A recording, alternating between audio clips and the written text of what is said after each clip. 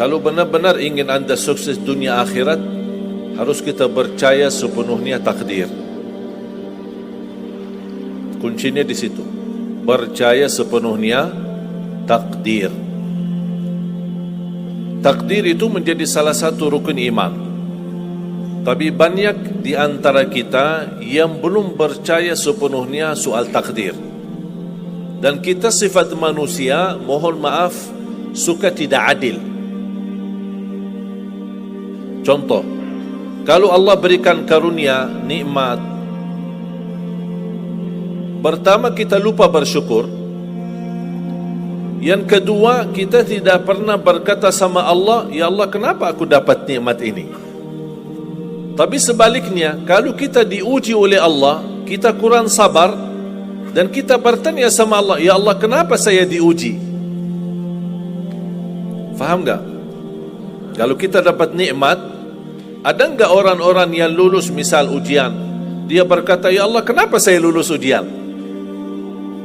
Tak pernah. Tapi kalau dia tidak lulus, dia bilang apa? Ya Allah, kenapa saya tidak lulus? Ketika ditimpa musibah, dia selalu merasa nyesal atau merasa sakit hati, tersinggung, berkata sama Allah, kenapa saya diuji padahal saya orang baik, saya jaga salat, saya berusaha mendekat sama Allah, tapi saya merasa bertambah berat ujiannya. Tapi sebaliknya, ketika diberikan nikmat, dia tidak pernah menyebutkan, ya Allah, kenapa saya mendapatkan nikmat ini?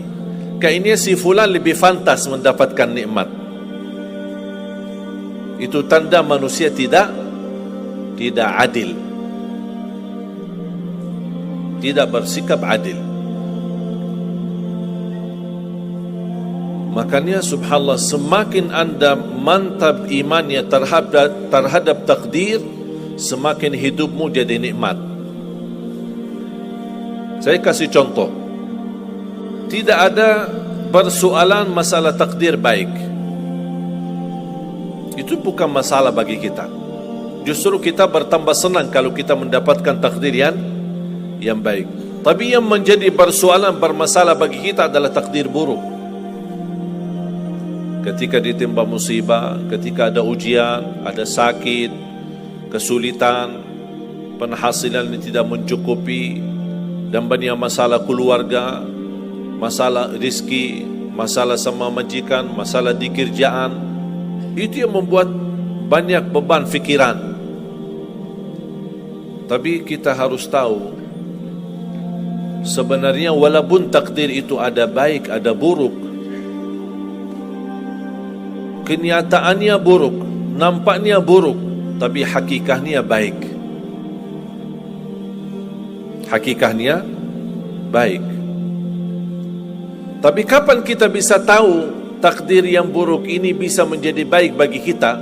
Belum tentu sesaat terjadi ujian itu. Bisa jadi belakangan, bahkan bisa menjadi sekian lama baru kita tahu dan sadar ternyata takdir itu baik bagi kita.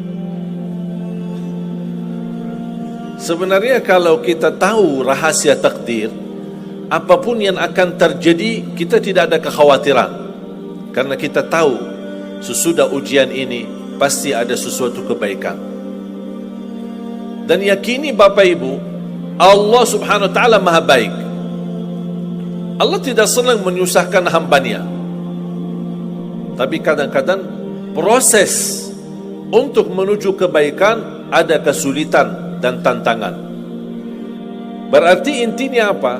Apa yang saya ingin sampaikan, jangan ada yang merasa sakit hati atau merasa tersinggung ketika menghadapi ujian, merasa belum terkabul keinginannya. Allah sudah kabulkan. InsyaAllah tidak ada di antara kita yang ditolak doanya.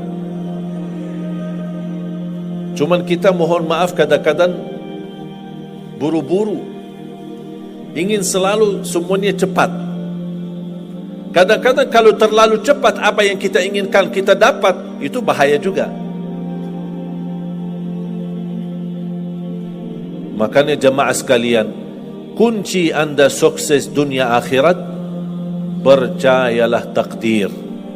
Dan semua takdir itu baik, tapi kita belum tahu rahasianya.